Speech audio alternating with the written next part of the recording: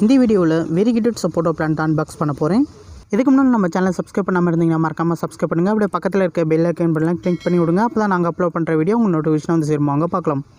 Box எந்த ஒரு damages எதுவும் இல்லாமல் பாக்ஸை ரிசீவ் பண்ணியிருக்கேன்.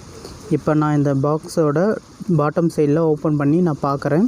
பாருங்கள், பிளான்ட் வந்துட்டு இந்த பாக்ஸோடு வச்சு கட்டியிருக்காங்க. இப்படி கட்டுறதால இந்த பிளான்ட் வந்து ஷேக் ஆகாது. இப்போ நான் அந்த கயிறை கட் பண்ணி எடுத்துகிட்டு இந்த பிளான்ட்டை நான் வெளியில் எடுக்கிறேன். இதில் பார்த்திங்கன்னா ஃப்ளவர் பட்ஸ் வந்துட்டு நிறைய இதில் இருக்குது, நிறைய பட்ஸ் இருக்குது. இதோட இலைகள் பாருங்கள், ரொம்ப சூப்பராக இருக்குது.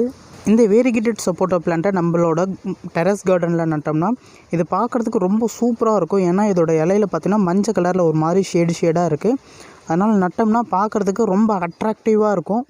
நம்ம கார்டனே நல்லா அழகுபடுத்துகிற மாதிரி இருக்கும். இந்த வேரிகேட்டட் சப்போட்டோட பிளான்ட்டோட க்ரோ பேக் சுற்றி ஒரு பாலித்தீன் கவர், அதுக்கு மேலே ஒரு நியூஸ் பேப்பர் வச்சு டைட்டாக கட்டியிருக்காங்க. இப்போ நான் இதை கட் பண்ணி வெளியில் எடுக்கிறேன். இந்த வேரிகேட்டட் சப்போட்டா பழத்தை சாப்பிட்றதால எலும்பு நல்லா ஆரோக்கியமாக வச்சுக்கும், நோய் எதிர்ப்பு தன்மையை அதிகப்படுத்தும், வேலை செய்யும் திறனை அதிகப்படுத்தும், தோலை ஆரோக்கியமாக வச்சுக்கும், கேன்சர்லேருந்து பாதுகாக்கும், ரத்த ஓட்டத்தை ஒரே சீராக வச்சுக்கும், வயிற்றுக்குள்ளே இருக்கிற குடலை நல்லா ஆரோக்கியமாக வச்சுக்கும். இப்போ நான் இந்த வேரிகேட்டட் சப்போட்டா பிளான்ட்டை இந்த க்ரோ பேக்கில் தான் நட போகிறேன். அதனால தான் 2 பங்கு மக்க வச்ச கட்டை மண்ணும் 1 பங்கு கோகோபீட்டும் ஒன்றா போட்டு நல்லா மிக்ஸ் பண்ணி வச்சுருக்கேன். அதை தான் இப்போ நான் இந்த க்ரோ பேக்கில் ஃபில் பண்ணிகிட்ருக்கேன்.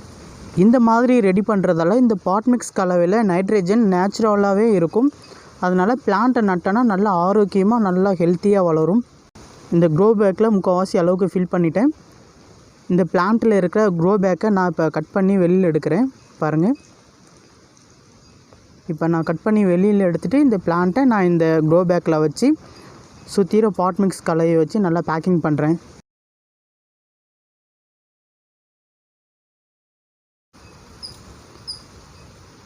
நல்லா பேக்கிங் பண்ணி மண்ணை நல்லா ஃபில் பண்ணி விட்டுட்டேன். இப்போ இதுக்கு தேவையான அளவு தண்ணி ஊற்றி விட்றேன்.